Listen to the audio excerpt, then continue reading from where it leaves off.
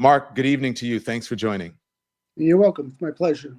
Mark, when you heard the news about this, what's happening at the FBI, and I know that there are certain things that you want about your brother's case to come to light in the investigation.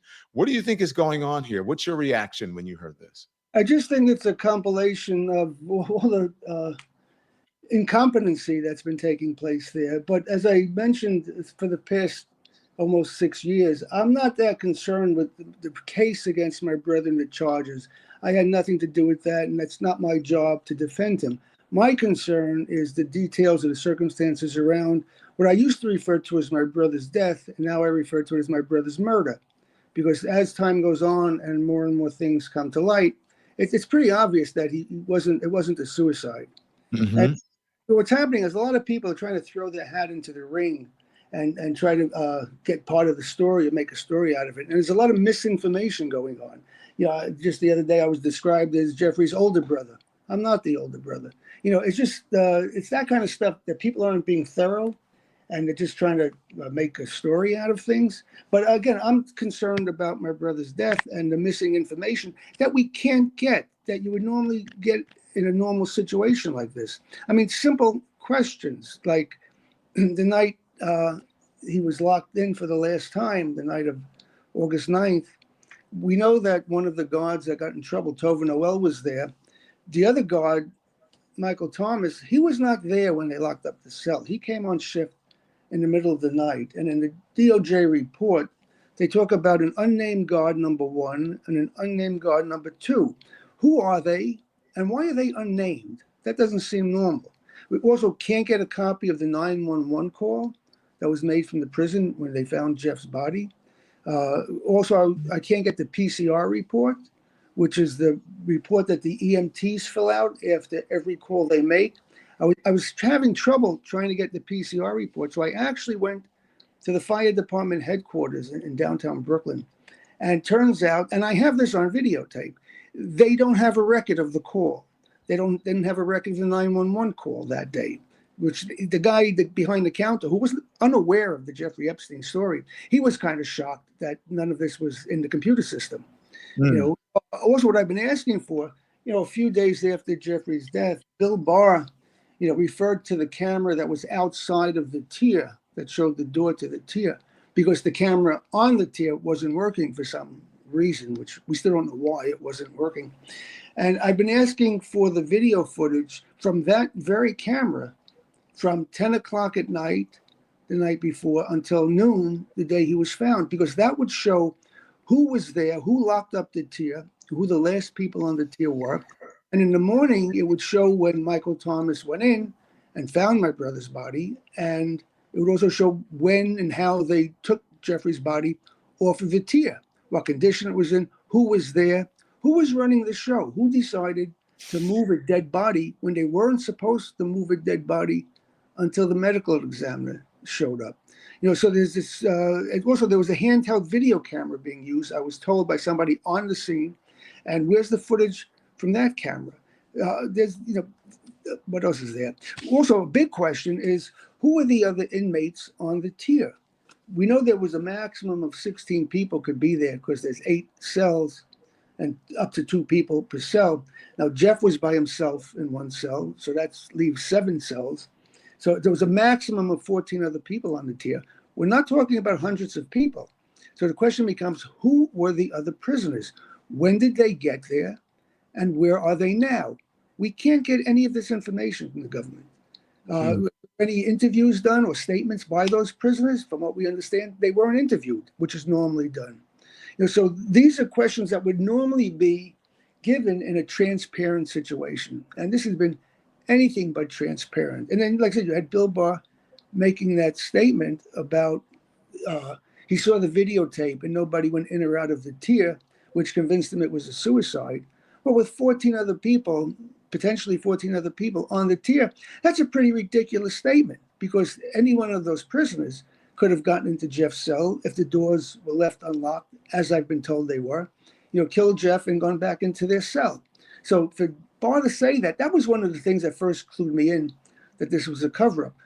What you also don't hear is that the 2 professional forensic pathologist, the city pathologist, and Dr. Barton, who was there at the autopsy, came out of the autopsy room and said, this doesn't look like a suicide. It looks more like a homicide, like some kind of strangulation. You don't read about that. No one's talking about that. You know what? You sent me something, and it's a little bit graphic. Have you shown that to the public before? Well, it's been out in certain places, but not really. It hasn't been in the major newspaper as far as I know.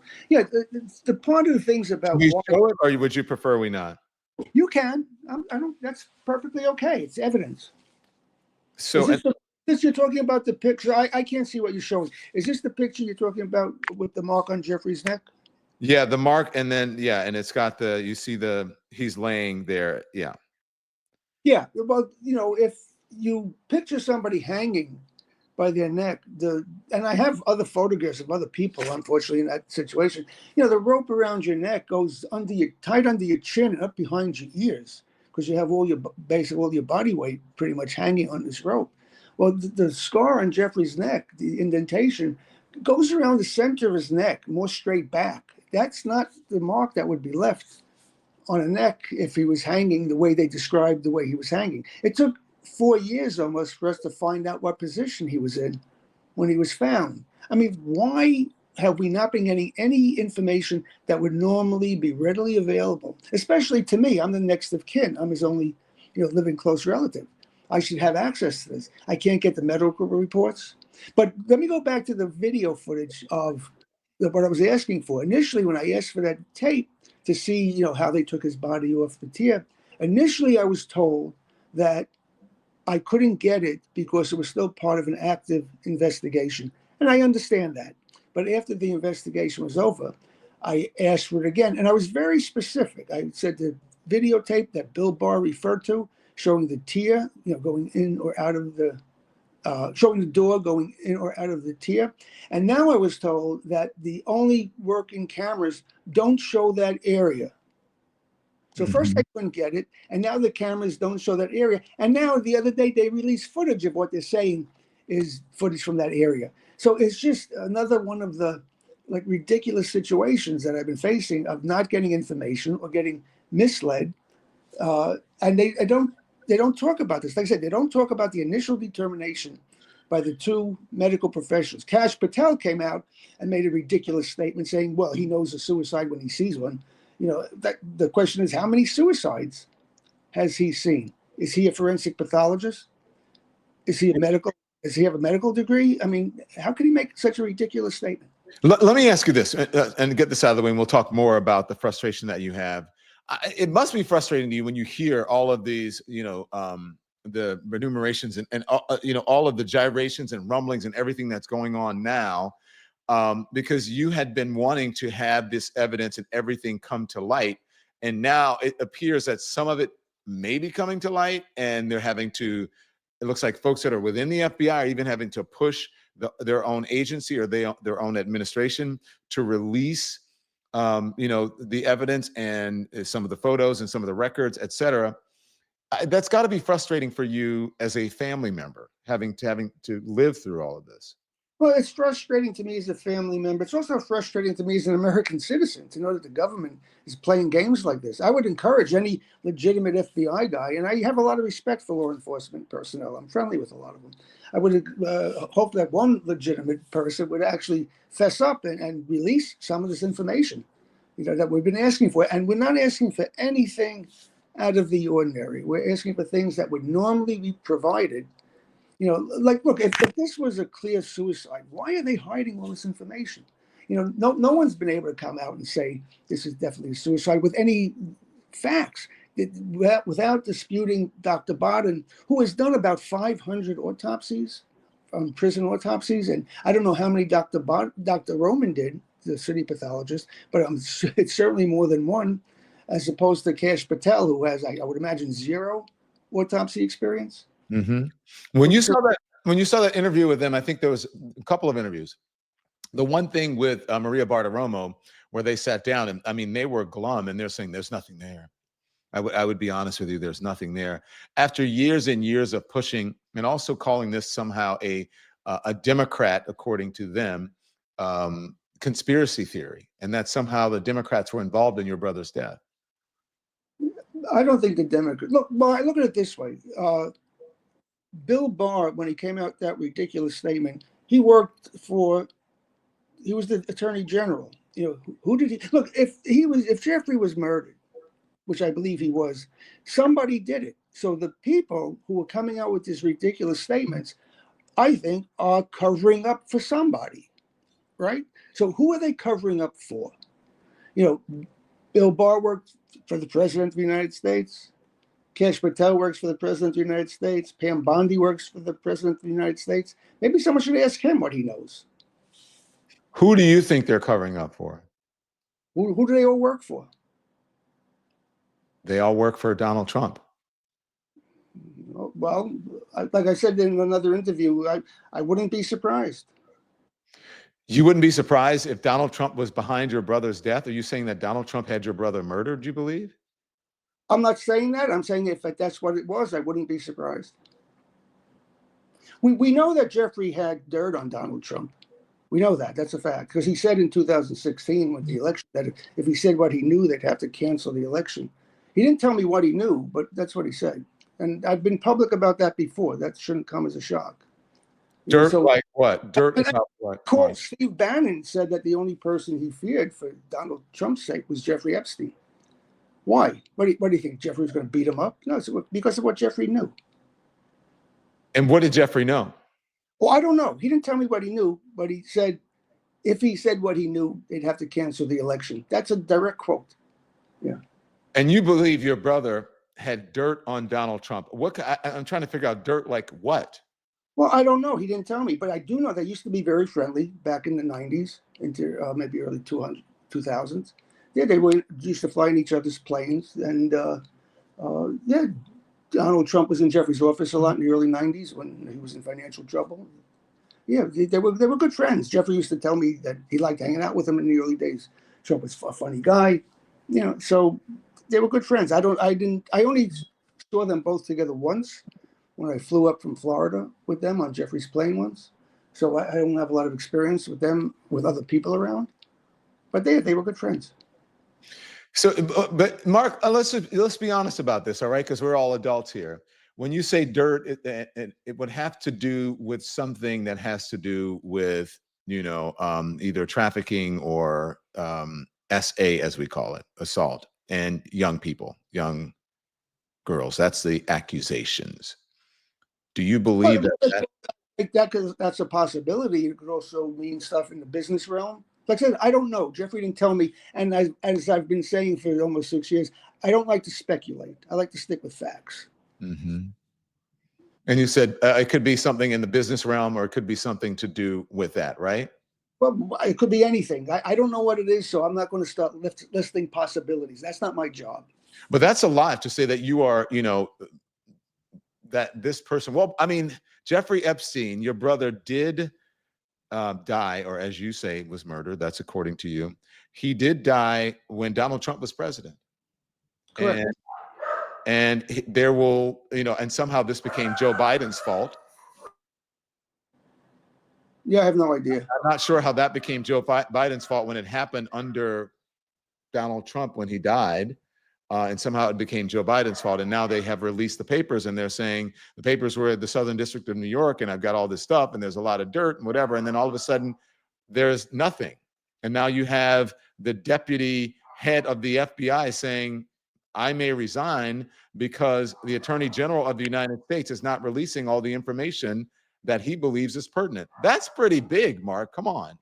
I believe it is pretty big, but that's not what I'm interested in. That's the case. That's, you know, look, nothing's going to bring my brother back. So I'm not worried, you know, looking at that possibility.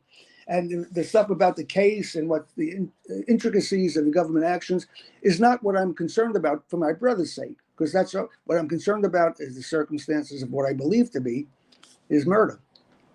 Look, was also, you know, Jeffrey had a hearing coming up to his bail in a few days after he died. Now, knowing my brother as I did, I would imagine he wouldn't kill himself before the bail hearing, because if he got bail, He'd be out of jail. He'd be living in his house with an ankle monitor, with armed guards, with cameras, but he wouldn't be in jail, awaiting trial.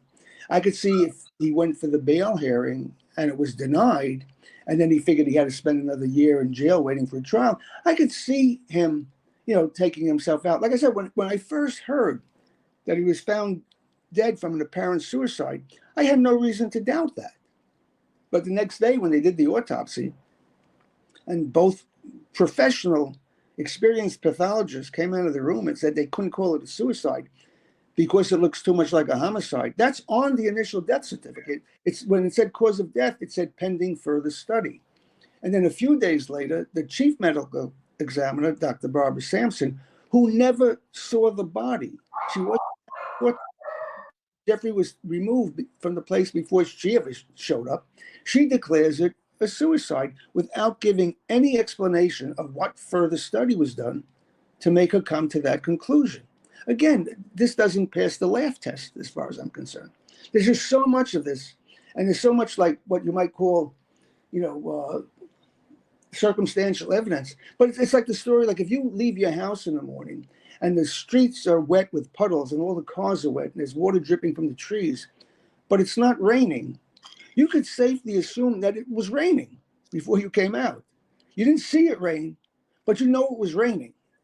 It's the same thing here. You can't have, it's just looking too much like he was murdered. I don't know, I can't say who did it. I wasn't there, but it certainly doesn't look like a suicide.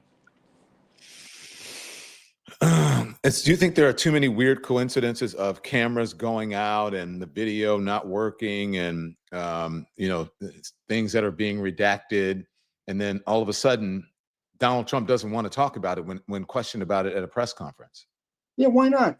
You would think the president of the United States would want the truth to come out instead of squashing it all. Go on. I would think that if he wasn't involved. Say again? I said, I would certainly think the president of the United States would want the truth to come out unless he was involved. What would you say to him? Well, I'd ask him to provide the answers to the questions we've been asking. And then, that would help a lot.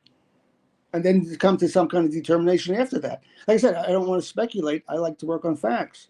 And I would like to get the answers to the very simple questions that we've been stymied on. Like? Well, like who were the prisoners on the tier? When did they get there? And where are they now? Because we were told that a number of the prisoners were transferred off of that tier after the death. So let's say somebody was put in the prison in there a few days before as an inmate, but it was his real job there, some kind of covert operation to take Jeffrey out. And then he gets transferred out and he disappears into the ether. So that's why I want to know who were the prisoners on that tier. Like I said, it's not a huge number. It's a maximum of 14, and I think it was more like 12. Who were they? When did they get there? And where are they now? Now, we know that other inmate, Nicholas Tartaglione, was there, and he was there for a long time. So he certainly wasn't planted there, knowing that Jeffrey would be there to kill him. So we can sort of scratch him off the list of someone who might have been planted there. So now we're down to 11 people. And there was another guy that was Jeffrey's roommate for a while, a cellmate for a while, and he has since passed away from natural causes. So now we're down to 10 people, somewhere around there. So who are they? When did they get there? And where are they now? The Bureau of Prisons should have records of this readily available. How is your family doing, especially and you specifically, because this case is in the news and then it goes away, and then you have to, push for them to release evidence and to be really transparent about what's going on. And then it comes up again, and then it goes away, and then it comes up like this again. I mean, it's got to be destabilizing, to say the least, for you. Well, not really, because in all reality, I'm the only family. There's no other siblings. Our parents were gone for a long time. So there's no other real family that was close to Jeff that would be affected by any of this. And so, but you? Yes. And you don't usually appear on camera, Mark? I never appear on camera. Why is that? Because this is not about me.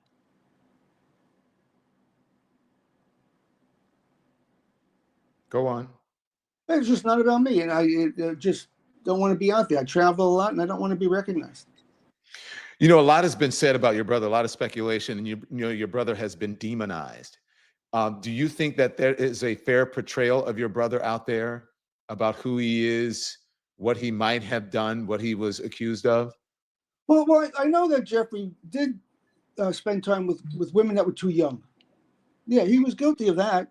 He told me so when he first got in trouble. He told me he wanted me to hear it from him that he was getting in trouble for being with girls that were too young. So I know that's what he did, but I wasn't there. What he did with the girls, I wasn't. At his. I was really. Before Jeffrey died or was killed, I didn't see him for 7 years. We were always in communication with phone calls and emails and stuff, but we both travel a lot, and we were rarely in the same city at any time. So I didn't see him at all for 7 years, and for about 8 years prior to that, I only saw him maybe a half dozen times. So I wasn't aware or wasn't part of what he was involved with. So I really have no comment to say about that. Would you like to talk to? I'm not a prosecutor. I'm not a defense attorney. That's their job, and I don't care about that. I'm just. I cut you off a little bit, Mark. Can you repeat that, please?